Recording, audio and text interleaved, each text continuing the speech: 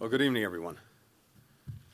10 months ago, I traveled to the People's Republic of China at a time of profound tension between our countries, with the aim of stabilizing the relationship, reopening, and strengthening our high-level channels of communication. Over a series of candid and constructive conversations I had then with President Xi and other senior officials, I made clear our policies and intentions and identified issues of shared interest where we might work together. Those discussions, which were followed by additional senior-level visits and meetings between our governments, helped lay the foundation for a productive summit between President Biden and President Xi in San Francisco at the end of last year. Our leaders agreed on concrete steps to cooperate on issues that matter to our people and matter to the world, and reduce the risk of misunderstanding and miscalculation. In the months since then, we focused intensively on advancing those commitments.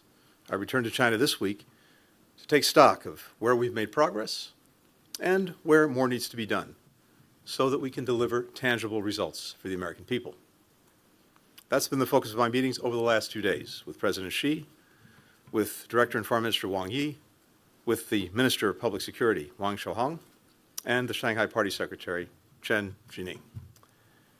Since the Woodside Summit, we've advanced our cooperation on fentanyl and other synthetic drugs, the #1 killer of Americans between the ages of 18 and 45. Specifically, the PRC has issued a public notice to industry. It's taken enforcement action against some companies that produce precursors. Those are the chemical ingredients that make up synthetic drugs. And the U.S. and China have set up a joint counter-narcotics working group to collaborate on policymaking and on law enforcement, and to share technical expertise. Thanks in large part to the working group's efforts, China is providing information to international law enforcement that can be used to track and intercept illicit drugs and their precursors. And our two governments recently agreed to share best practices on closing loopholes in our financial systems that the drug traffickers and other criminal enterprises use to launder money. So this is important progress, but more needs to be done. In my discussions, I underscore the importance of the PRC taking additional action, in particular by prosecuting those who are selling chemicals and equipment used to make fentanyl, meeting its international commitments to regulate all of the precursors that are controlled by the UN Commission on Narcotic Drugs, and disrupting illicit financing networks.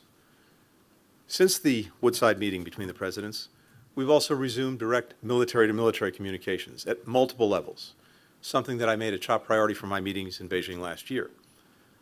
U.S. and PRC defense officials met for 2 days at the Pentagon in January. Earlier this month, our two countries' air and naval forces held talks aimed at ensuring safer interactions.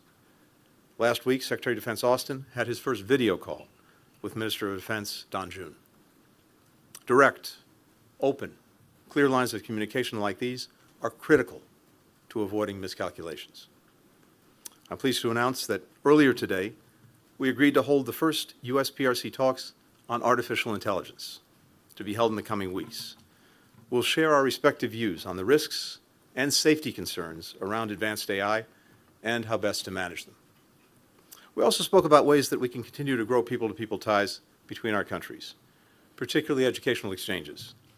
Our governments have a vested interest in creating open and welcoming conditions for these programs, which have long enriched both of our countries. As you know, I had a chance to meet yesterday with a few dozen American and Chinese students who are learning side by side at the NYU Shanghai program, as well as in other joint U.S.-PRC university programs in China. I heard how the experience has deepened their knowledge inside and outside the classroom and forged ties that will last well beyond their shared educational experience. While there are more than 290,000 Chinese students in the United States, there are fewer than 900 Americans studying here in China. And that's a significant drop from a decade ago when we had about 15,000 Americans studying here.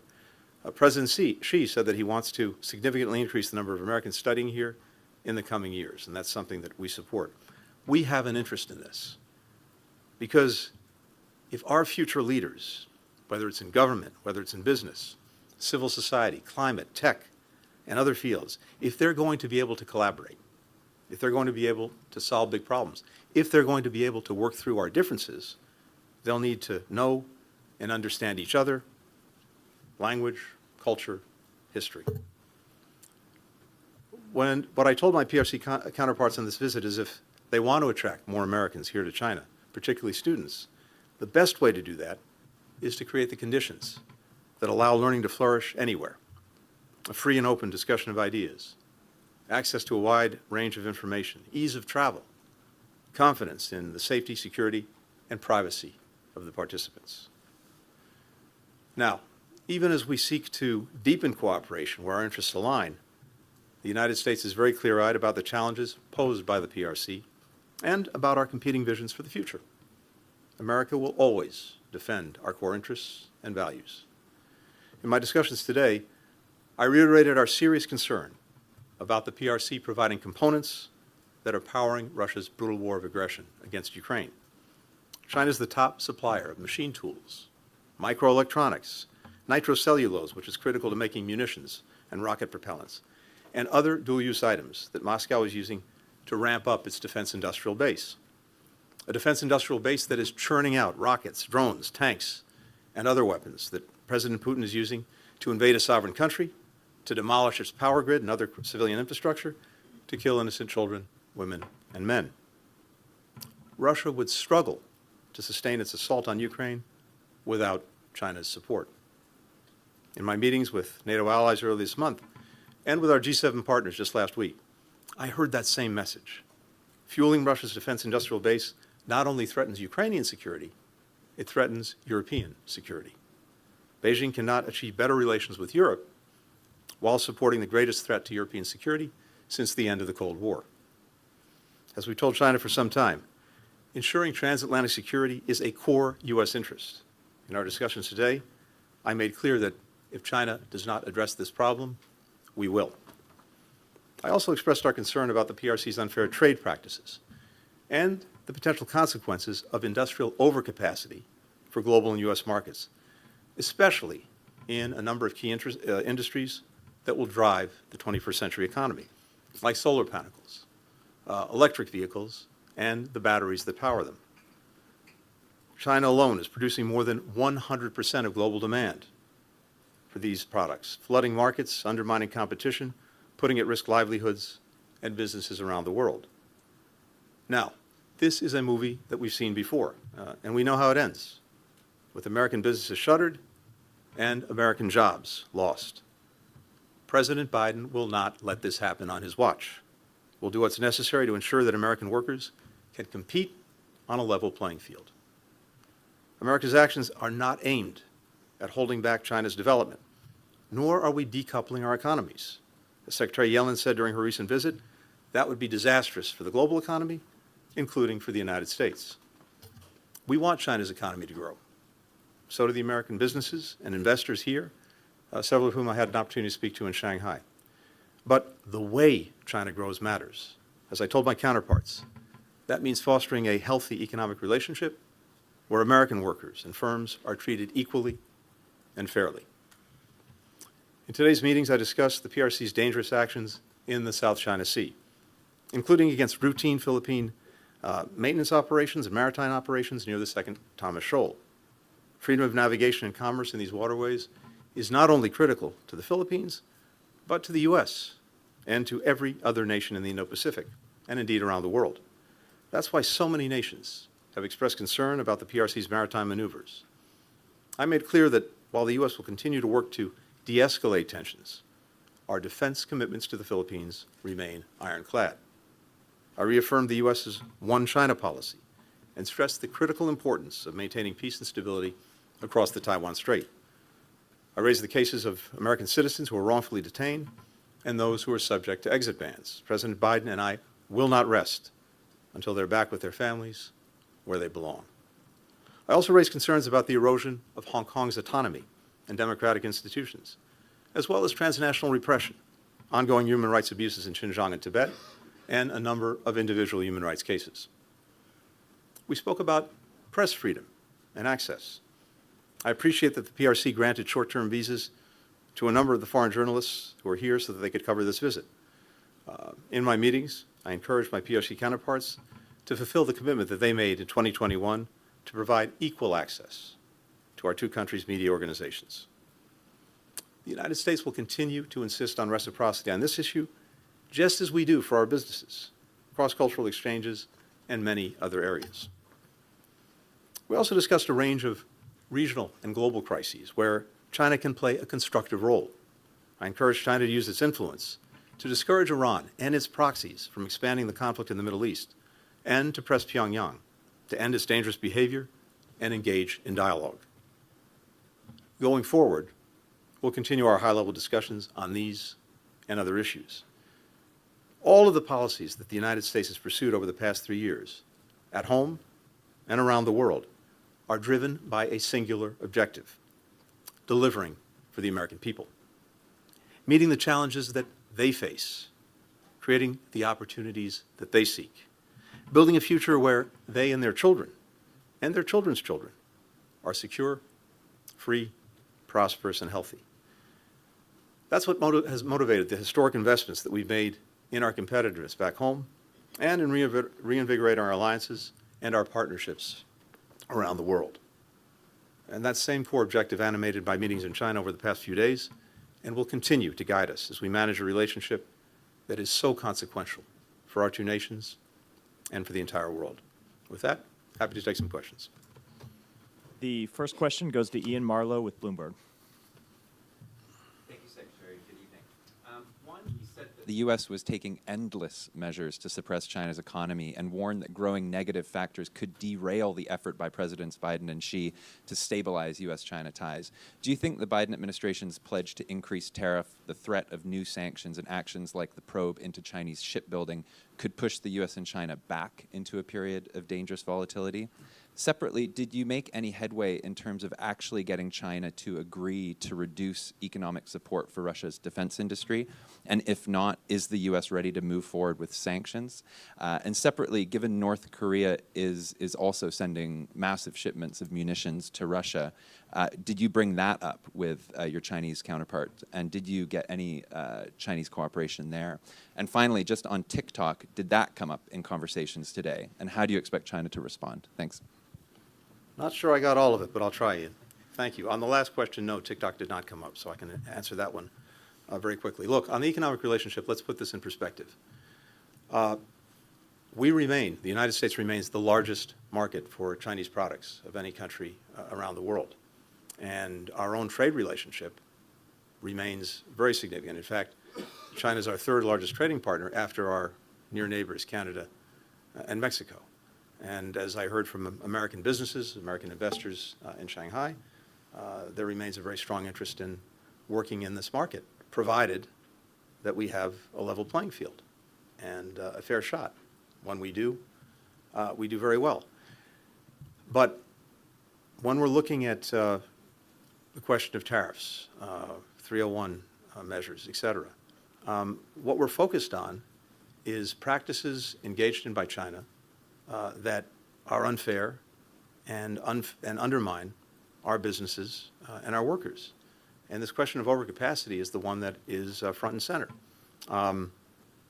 China is responsible for 1/3 of global production, but 1/10 of global demand. So there's a clear mismatch.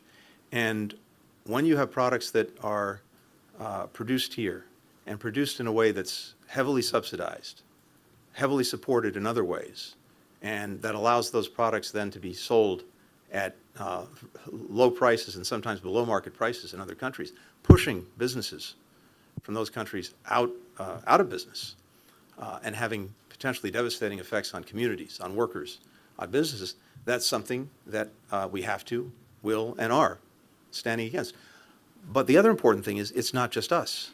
This is a concern that I've heard around the world, and notably from European partners, and this came up in conversations just a week ago when we had a meeting of the G7. So this is not about containing China. It's not about cutting off trade or investment. Again, as you heard Secretary Yellen say, this is important to us and to many other countries around the world. But we want to ensure that it proceeds fairly and in a way that doesn't have these unfair effects on our industries, on our workers, and on our companies. And again, that's something that's shared across the world. When it comes to China's support for Russia's defense industrial base. All I can tell you is I was extremely clear about our concerns in some detail, but we'll have to see what actions follow from that.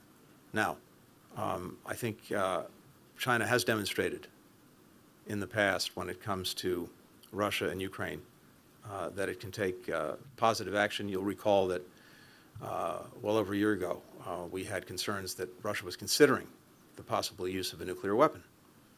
And I believe that China's voice was important in, at least at that time, moving Russia away from that possible course of action. But now it is absolutely critical that the support that it's providing, not in terms of weapons, but components for the defense industrial base, again, things like machine tools, microelectronics, where it is overwhelmingly the #1 supplier to Russia, that's having a material effect in Ukraine and against Ukraine, but it's also having a material effect in creating a growing threat that Russia poses to countries in Europe, and something that has captured their attention in a very intense way. And as I said, TikTok did not come up. Thanks. For the next question, Wong Lu with the paper. Thank you, Secretary. I'm Wang Lu from the paper. We observed intensive interaction between China and U.S. at various levels since the USA summit last November, as well as intensive interactions with Chinese officials and people during your visit. With the U.S. election agenda gradually dominating American politics, there is the need for various parties to demonstrate their strong stance on China to secure votes, leading to negative sentiments and action regarding China. So in this context, how can we safeguard and effectively implement the achievements made by both sides during this period? Also, minimizing the influence of campaign-style rhetoric and fostering more goodwill to stabilize Sino-U.S. relations. Thank you. Thank you. In my job, I don't do politics. I focus on policies, and that's what I've been doing here. At President Biden's instruction, trying to carry forward the agenda and the agreements that were reached between President Biden and President Xi in California at the end of last year. And that's where my focus is, and that's where it will remain in the months ahead. And as I said a few moments ago, we've seen important progress on that agenda in the time since the meeting between the two presidents, including on counter-narcotics, including on military-to-military ties, communications, including now on the dialogue that we just announced on artificial intelligence, as well as on people-to-people exchanges and connections between our countries. Also, vitally important, coming out of the California meetings, as President Biden made clear, that we continue to communicate clearly about our differences, at the very least to minimize the chance of miscalculation, misunderstandings. And that's also exactly what I did on this visit and will continue to do. And that's simply what's required, which is to continue to advance our interests and our values, which has nothing to do with election cycles and everything to do with what's important to the American people. Simon Lewis with Reuters. Hi, thank you. Mr. Secretary, you mentioned that you think that China can play a more constructive role, in global crises, particularly talking about the Middle East. You had a conversation with Minister Wang Yi earlier this month, around the time of the when Iran-Israel tensions were really ramping up. I wonder if you have an assessment of the role that China has played, and whether it's sufficient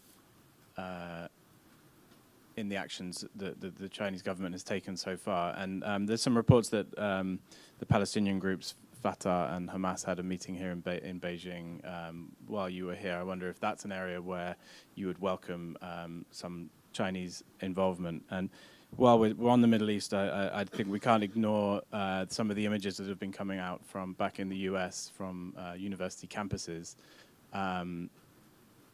It's quite striking to see, students, some of the violence in these protests, but students all across your country are coming out and expressing their outrage at what's happening in Gaza.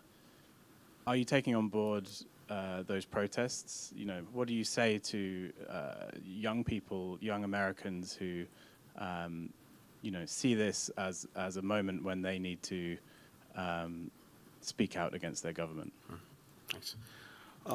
So first on the Middle East, I think I've talked to the Foreign Minister, Wang Yi, at least half a dozen times on this since October 7th, including, of course, today, but also in previous meetings we had, phone conversations, et cetera.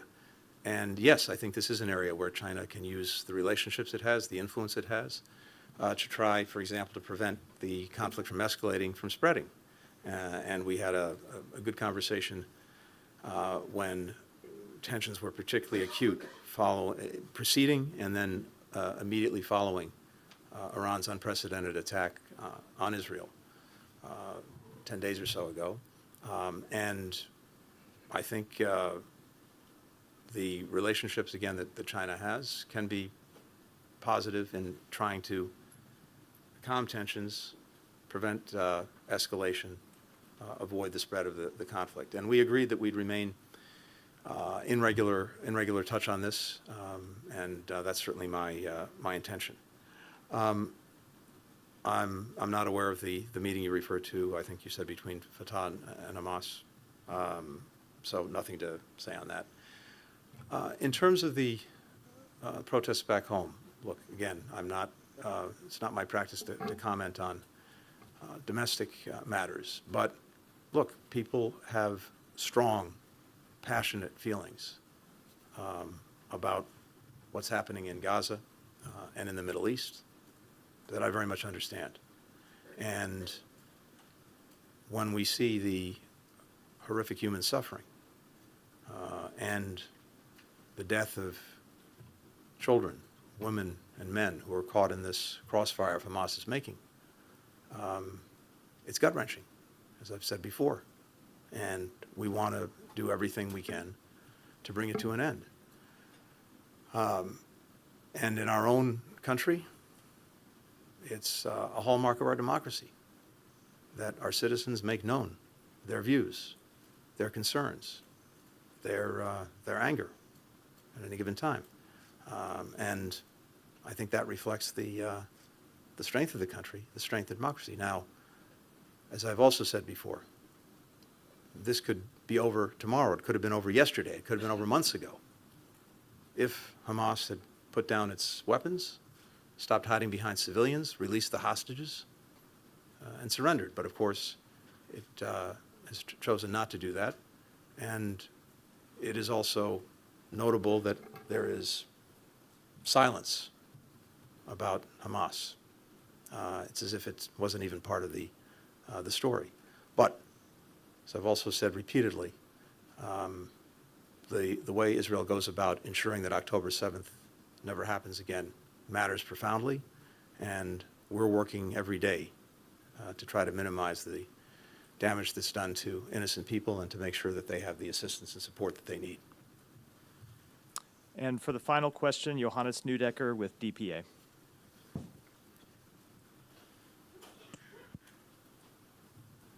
Thank you. My question was basically just asked, but I'm Good. just Thank gonna, you. I'm just going to ask another one. You said that you also require countries in Europe to, kind of join the plans to prevent China from supplying military or dual-use goods to Russia. What do you expect from these countries? How should they act now? It's not what we expect of them. It's their profound concerns about the actions that Chinese enterprises are taking to support Russia's defense industrial base, because this goes not only to the immediate threat posed by Russia and its aggression against Ukraine, it goes to a medium and long-term threat that many Europeans feel viscerally that Russia potentially poses to them.